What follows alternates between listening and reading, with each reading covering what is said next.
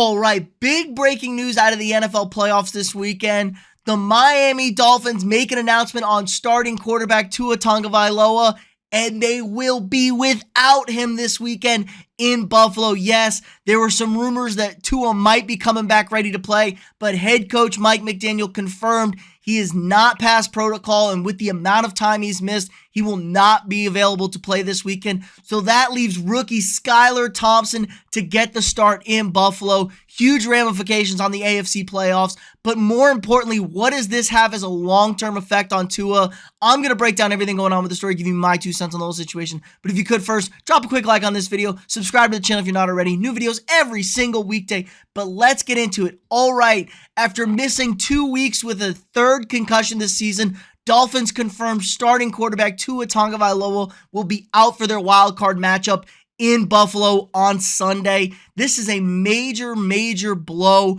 to the Dolphins. Any chance that they had at winning this game in Buffalo has been completely erased. The line shot up to 13 points for the Bills.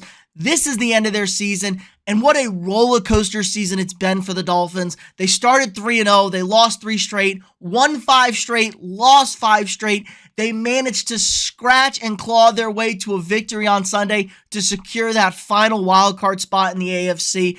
They avoided complete meltdown. I mean, they finished the season 1-5, and this looked like a Super Bowl aspirational team, but it all fell apart, and it was culminated by the loss of Tua Tagovailoa. But what does this mean? There's got to be some major question marks around Tua. I mean, we all saw the injury earlier in the season at Cincinnati. It was his second concussion in back-to-back games, and it was really scary. People said he shouldn't play anymore, shouldn't play football. He managed to come back after missing 3 games, and he was really, really good. I mean, Tua had, honestly, a great season. This was kind of a make-or-break-it year for Tua. There was a million question marks surrounding him. Like, let's just look at his stats.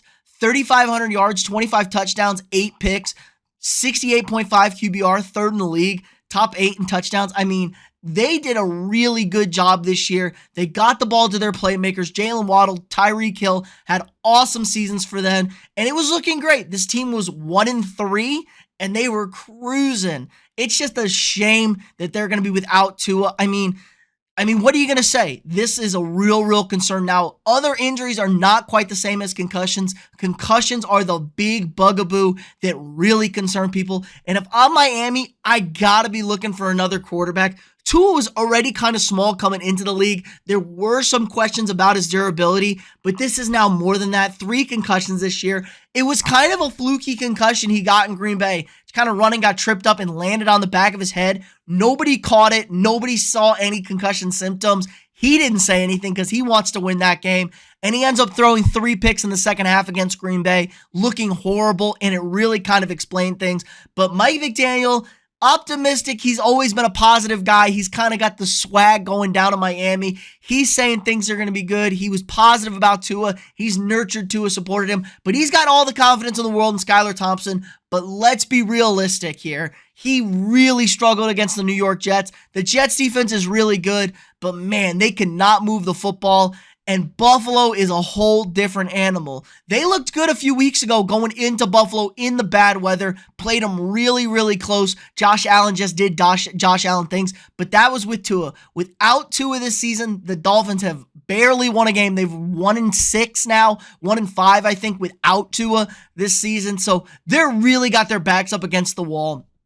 And what do you do with Miami? Where are you going to go for a quarterback? There are reports that Lamar Jackson really wants to play at Miami. They have a great young core of receivers. Waddle, Tyreek Hill, Gesicki's a solid tight end. They have a decent running back, and it looks like they have the head coach for the future. Now, there were some reports Miami was considering firing Mike McDaniel. I think that goes away with him making the playoffs. You can't blame him for the collapse. I mean, he lost his quarterback. They played tougher games, but the only thing I could see happen is they have a guarantee Sean Payton, Tom Brady are coming into town to try and make a quick run at this thing and win a Super Bowl, because this is a talented roster. The defense is okay. They haven't been great all season. They've given up some points, but this is not a bad football team. They did make the playoffs. Despite all odds, they did find a way to back in. It's just, what do you do with Tua now?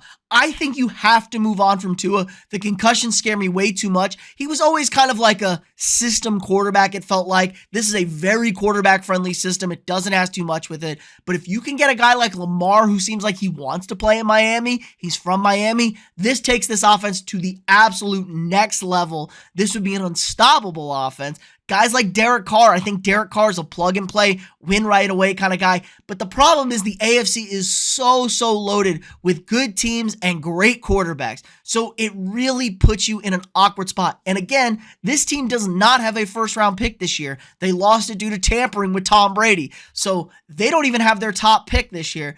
I don't know what they're going to do. This is going to be a very long offseason for Dolphins fans. It's been a long stretch for Dolphins fans. Ever since Dan Marino retired, it seems like this team has been cursed.